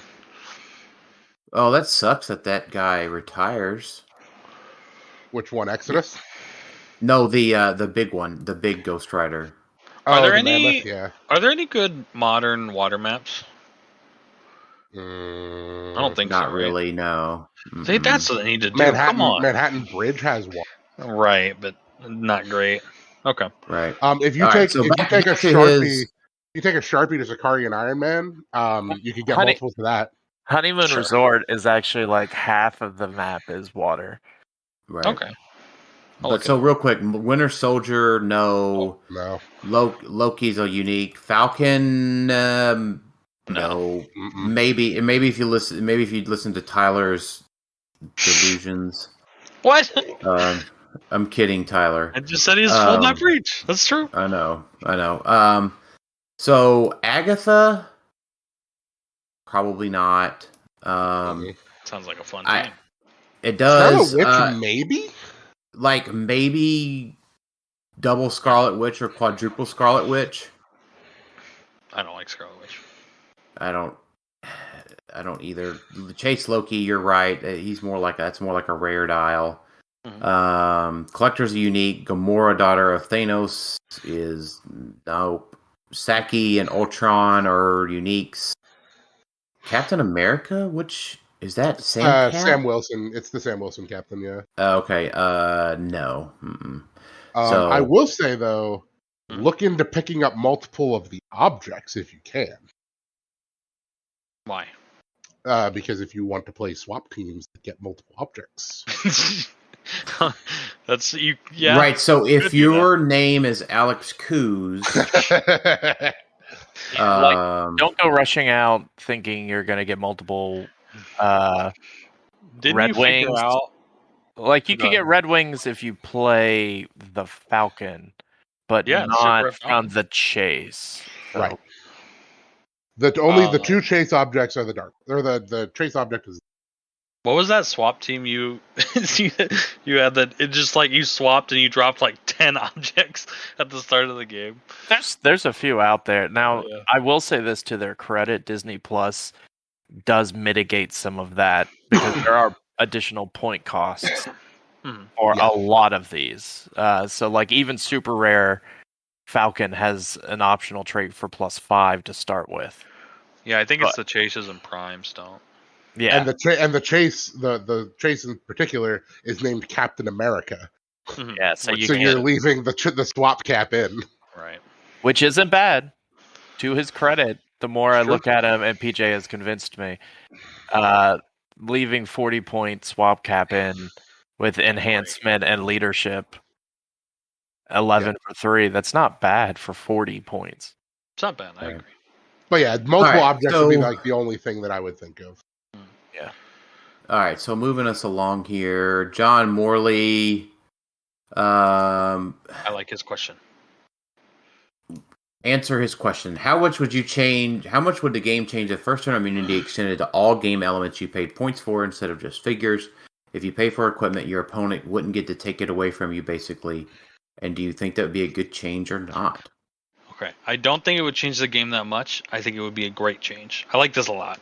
I think that should be how it works. It's dumb. It's just an additional advantage to first player, which we've talked about a lot. I'm surprised as someone who loves Iceberg Lounge that you are for this shit. I love Iceberg Lounge so much, but it's dumb. It's such a huge advantage for going first. Like a game can change just because you went first and got to shoot their object and they didn't get to shoot yours. Like it's such a big part of first turn advantage, and we've already discussed that that's probably too big right now. Yep. So I think this is a great change. It helps team building be more. It helps you build on theme teams with more confidence. It just I don't know, kind of makes sense to me.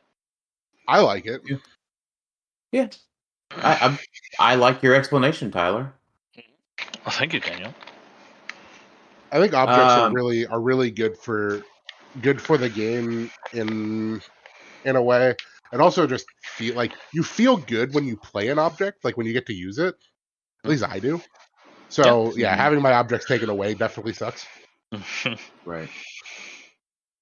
All right. So Malcolm McCleary, and I want to ask his question. I'm going to add to his question with XDPS and WWE. That's what I added. Rotating out, is it time for more pauper tournaments? Would it make for a more balanced game? I would say so until Doctor Strange Supreme came out. Yup. Is he that good? Yes. Like, he's good in Sealed.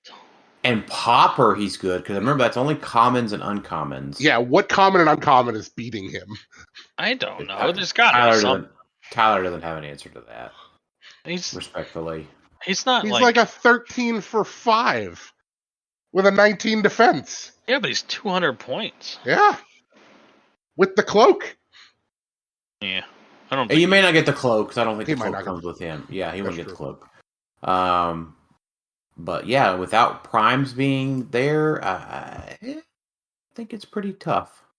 Okay. Especially because there's no common or uncommon primes anymore. I really am not a fan of Pauper, so I don't care too much. Right. So, Silver's like, what's crazy is like you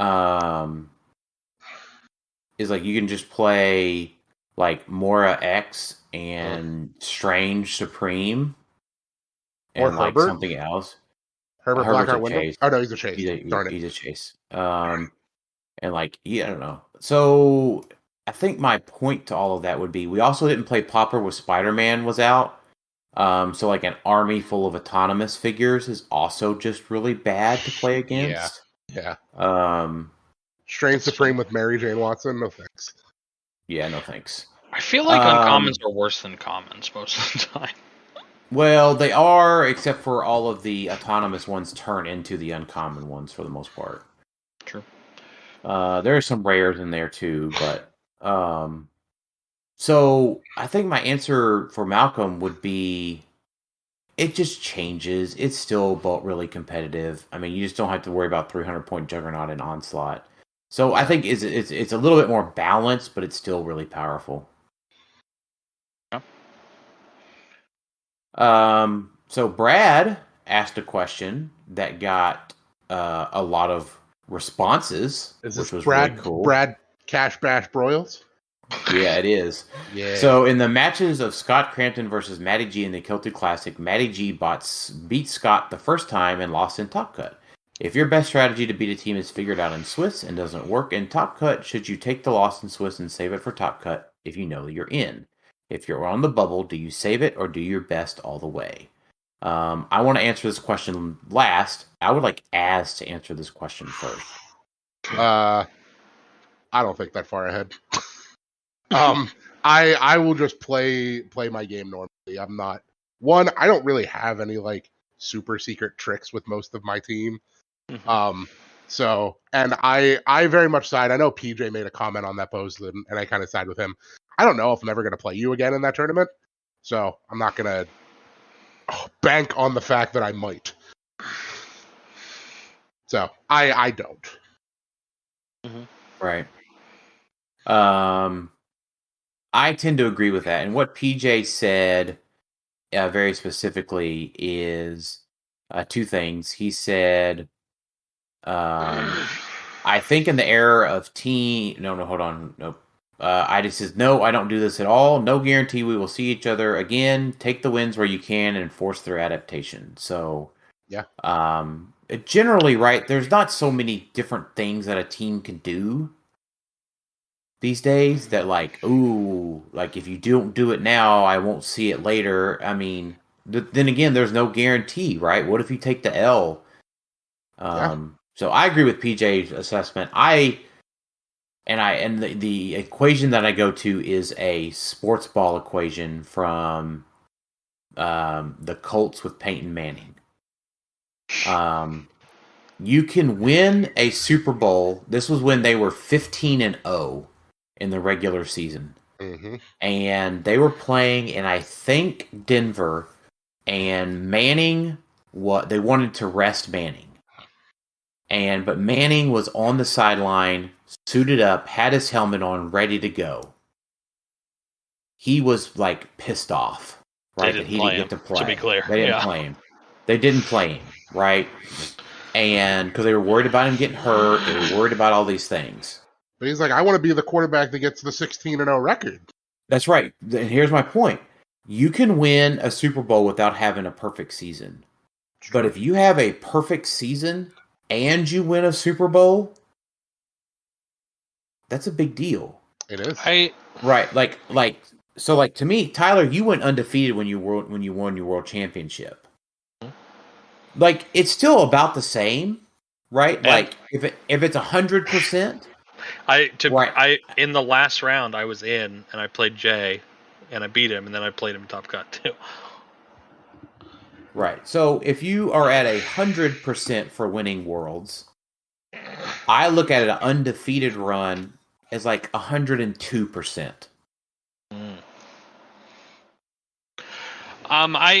I tend so I've never done this. I've never thrown a game because I'm 4-0 or whatever.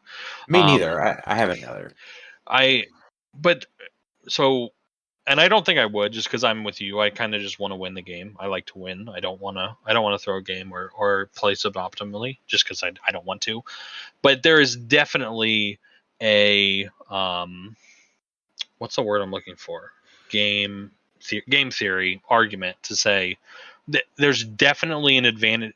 The player that loses gets much more of an advantage in the next game than the player who wins. That's definitely true.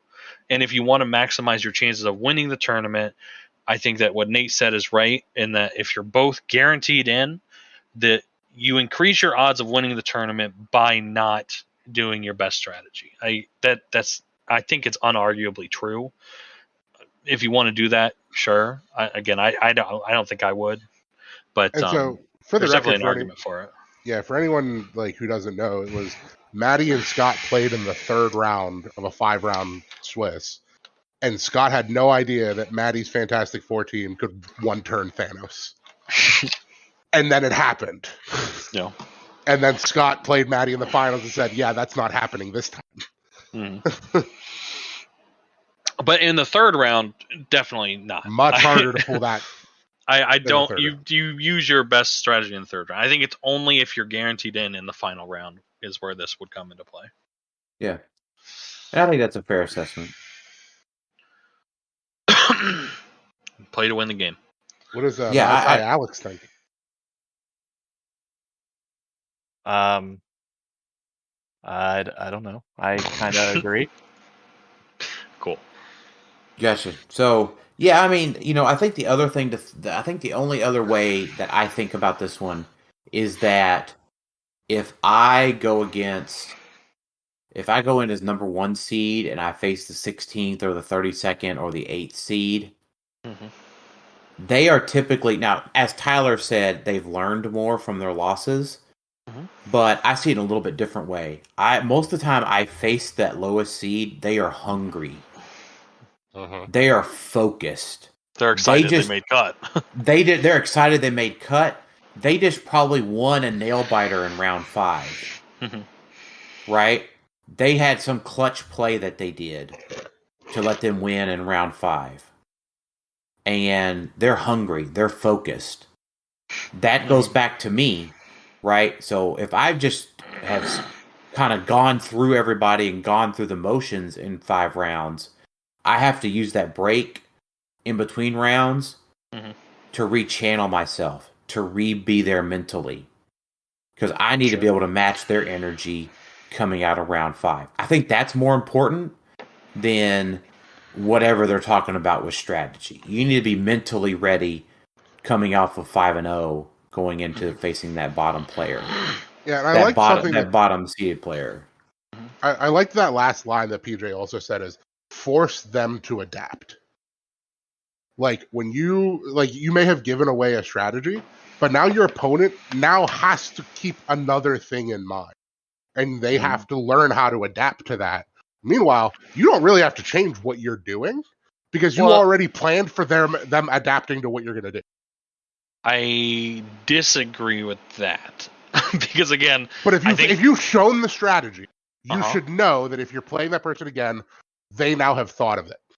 That's a bad thing.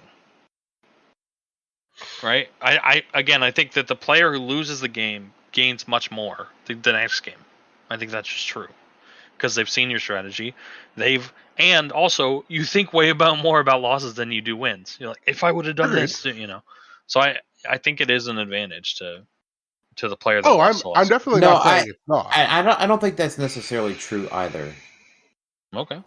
Because whenever I think about a win, I also go back and I think quite a bit about how I could have won better or won harder. I guarantee you think about losses more than wins, having talked to you. I've heard about your losses a lot more than your wins. Well, so I internalize the wins, because what do you want me to tell you about my wins? Whatever you're talking about, I guess. Right. So, I mean, typically you don't talk about your wins that much. I internalize how I could have won harder. That's usually what you see the next time I play a team, is I thought about my wins a lot more. Well, not maybe a lot more, but I do put a lot of thought into my wins. Sure. Yeah. So, but there is a big thread in the Facebook group if you'd like to go read in there. And I do like the win. I do like the meme that Paul Cote posted. It says, "You play to win the game," and it's some sort of Jets player, which is very applicable because... what is it? Some guy from the Jets says you play to win or something? Yeah, that is. Yep, that's it. That's the entire context. So we have Peter Marshfield. In the post-rotation modern age, what is one game element that each of you feel should be on a meta team? Preferably, each of you picks a different element. Something that should be on a Thanos. That's my answer. Oh.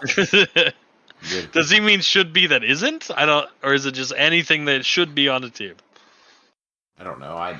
You said Thanos, so I'm going to go with the emotional modifier before somebody else takes it. Okay. Probably Cloak of Levitation. Alex. I was leaving the layup for Alex. I don't know. Saki Iron Man, Alex? That's the one I was leaving for. I know. I just didn't want to make it so obvious. Yeah, I guess Saki Iron. I don't like the name Saki Iron Man. I don't either. I know. It's very grating to my ears. I've been calling him Sim, like a Sim or something, because it's SIM. I know, but that doesn't. I don't know.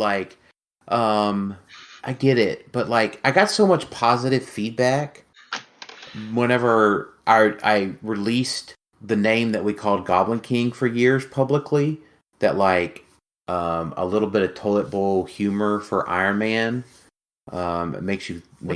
What's the name that you gave Goblin King? Gobnobber. Oh, yeah, I didn't know that. And I think actually Zach on our team, I think he actually calls him Knob Gobbler. That's very different. Right. Yeah. It makes you very much think about Goblin King. But yeah, I mean, it's Saki Iron Man. I don't like SIM because I sold cell phones in my youth, and phones have SIM cards, and it's just that is grating to my ears when I hear that. So, me personally, I'm okay just saying Sakari and Iron Man. I'm not. See, it's not provocative. It's got to be provocative. I don't think it needs to be provocative. I just don't want to have to say Sakari and Iron Man every time. I don't either. Saki. I don't like that. But it's provocative. Paul Cote, what percentage chance do you think Thanos has at winning Nationals? 50-50. It's always it. You are exactly right. I hate you guys. Azrath, I love it. Thank you. I'm glad I got you saying that. I love it. Yeah. I would probably put it at maybe 15 to 20%. Because I like Tyler's answer, because there are 5 or 6 top tier teams that all have the same equal chance of winning Nationals. Yeah, that's kind of true. That's true. So, I can agree with that. I could in the not 50-50 math. And if we're going with regular math, not Steiner math, yeah, I'd probably agree with 15 to 20%. If you gave me even odds, I'm definitely betting against Thanos. I'm taking the field over Thanos. I don't know. I would take Thanos. Over the field? Yeah. You think he has above a 50% chance of winning? No. I think what he's saying is that if he was a betting man, I would bet on Thanos. That's right. Crazy. That's really high. Now, are you betting on Thanos because of who you anticipate playing Thanos? Like, Crampton coming in with Thanos again. Quality of player and quantity of representation. Yeah. I think he'll be represented about the same. Here's the thing. I'm not going to say it. I'll save it for another day. Thanos is cheap meta. Yeah, he is. There we go. I said it again. It is very accessible. It is very cheap. The teams that I just talked about, the monster teams we talked about, the Fantastic Four team, the Gladiator team, they're all more expensive than Thanos. Oh yeah, and my monster team got more expensive. Venom Magneto continues to go up in price. Yeah, and I added Prime Wonder Woman, who's an 80 figure. I added Legacy Surtur. That Surtur plus Legacy card is $100 to $120. You're playing that garbage. I sure am. So I would just like to point out on your team, Venom Mags is $250. Prime Wonder Woman plus the sword and the other equipment is $200. Mm-hmm. Venom Wolverine's $100 on average, so that is $550. Yep. Commissioner's another close to 100. Surtur's expensive too, right? And then Surtur sold for $200 on Majestics. Goodness. So I was up to like $550. Surtur just calling 150. Yep. Well, let's call him 150. So that's 700. Tyrant's another 100. Yep. And two Moloids and a Cloak of Levitation. Yes. Getting close to $1,000 main board. Yes, exactly. So my Thanos team is $90 for a Thanos plus the Legacy card. Sorry if you didn't buy it from Daniel during his bulk tub of Thanos sale. Spider Pharaoh is $90. I'm sorry, $70. So we're up to $160. Destroyer's $100 at the high end. That's $260. Well, we weren't counting sideboard with monsters. I don't get Destroyer on that team. He doesn't get Destroyer, so very specific. That's $260. The Fire is $10, and then a handful of Spies, Sentinels. Right. Darcy, Mary Jane Watson, Marvella, Iron Man, She-Venom is about, just called another, rounded out to 300. Sure. So. That is close to a third of what my monster team is. Right, and that's without your sideboard, right? You round up close to 1,000 by the time you include the Skull Spies, the Sentinel, the rare Deadpool. Yep. That sort of thing. Well, actually, can you do rare Deadpool? Yeah. Venom Wolverine. Venom Wolverine, yeah. So, and just like, so I think going back to the point, right, of other than us just doing math, is higher potential chance of representation due to cost. That's right. Which is why I tested the Darkhold last week, because the Darkhold's indestructible. Yep. So in the Thanos v Thanos matchup, if I lose map, I have a chance. Are we past our moratorium? About Multiverse of Madness? Yes, I think so. The Darkhold is not that indestructible. Nah, it's real destructible.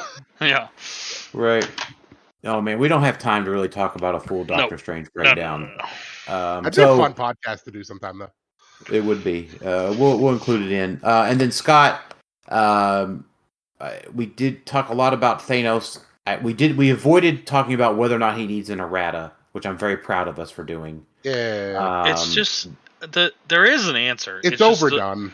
It's the most boring answer. It's like for 20 years, people say, "How do you beat Tom Brady?" And people say, "You just got to hit him early and often. You rush him up the middle," and that's true. Watch list him. But it's true of every quarterback in the world. Errata Tom Brady. The problem with Thanos, you got to run up and hit him. That's what you got to do. You have to hit him. You got to be aggressive. You got to hit him early. That's what works until it doesn't. Right. Is that really what people say about Tom Brady? Yeah, people always said. Yeah. What do you Did you just call Thanos to Tom Brady of modern HeroClix? I mean, Tom Brady would be the Thanos of HeroClix. You're gonna make Kenny Minks a fan of the show now. So Tom Brady's the greatest quarterback to ever live. There's no doubt about this. Does Kenny like Tom? I don't remember. Does he hate Tom? I couldn't remember if he loved Tom Brady or if he loved Bill Belichick. I couldn't remember. He always had the picture. So I was pretty sure it was Bill Belichick. Yeah. All right. So the last thing we'll talk about, Scott, your best anti-Thanos team is the one that runs up the middle and hits him early and hits him often. Yep. Which sounds really bad because, like, isn't that like implying that you want to hurt Tom Brady? Well, you want to rattle him. It was always the and it's impossible to rattle him. Well, no, if you hit him early and you hit him often, he can get rattled. But it was the dumbest advice because it's literally true of every quarterback, and it's the entire point of the defense. It's like so obvious. As a rusher, isn't that your goal? Yeah, it's just like it was dumb because it wasn't. It was just so obvious. That's like, how do you rattle this Vezina winning goaltender? Score. Yeah, that's it. Right. And like it's so funny because like it goes back to like the defense is so efficient right now in HeroClix because Gladiator plus Chase Franklin is 170 points. Yep. And you include Lockjaw, Mary Jane Watson, and Marvella. And like there's a mastermind, unoutwittable, like bullshit barrier around that 170 points. That's fucking hard as hell to kill. Does that sound familiar? Like, what are you going to say? Run up the middle and hit Gladiator so he can mastermind it to a paparazzi? Low key, if you had to pin me down, Mary Jane Watson needs an errata. I know a lot of people have thought that for a long time. Right. She slaps hard. And for 15 points, it's insane. So I think we'll round out the episode here. Did y'all see Michael's plus 10 Thanos team? I did. Congratulations to Mike SQ for winning the, I guess, last chance modern event down in Texas. There was 20-something players. Nice. And he played him in the finals. He played his Proteus team with Thanos, a couple of Grods, bunch of 10-point Proteuses, and the Infinity Gauntlet. So he was wearing a gauntlet on each hand. Go. Dang. That's cool. Yeah. Which gauntlet do we know? The Pick a Power one. Yeah, let's go. That's cool. Yeah. Exactly. So and he beat Matt Donham playing Monsters in the finals. Oh wow. Is he still on? He played Absolute Carnage, right? He used to play that. I think that was an Earthbound and Down thing. Yeah. I don't know. I'm looking right now, so I'm looking real quick. I feel like it might have been a variation of what I. Donham played Sky Tyrant, Proteus, Commissioner, Blackheart, Venom, Wolverine, Power, Gem, Remaker, Venom, Magneto. Oh, so not a variation of what I've been playing. The exact variation that I've been playing. Yeah. Right. Yeah, he played Doom's Castle, Manhattan Bridge. I think he just played your team exactly. Yeah, maps are a little different, but yeah. Deadpool, Grodd, Brainiac, Vulcan, Destroyer, Samurai. Yep. I think I played Lex Luthor instead of Samurai. Yeah.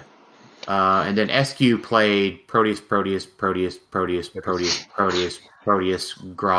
Thanos, Infinity Gauntlet, and actually he played the Incandescent There's Ring. no Vulcan, Brainiac. Yeah, but I miss my Grods. I don't. I know. Troublemakers were too good. That's probably true because they were 0 points, so they were pretty great. Yeah, they were fantastic. So, all right, final thoughts. Alex, you're probably ready to have a Mai Tai. All right, so the recording software that we use, the new stuff, messed up the recording there at the very end on final thoughts. Alex is finishing off his vacation. Az and Tyler are continuing to work on their teams. I'm ready to meet my stated goals for Gen Con. So thanks everybody for listening to Click Stuff. Also check out the link for Oxit down in the bio. And we'll talk to y'all next time. Thanks for listening to Click Stuff.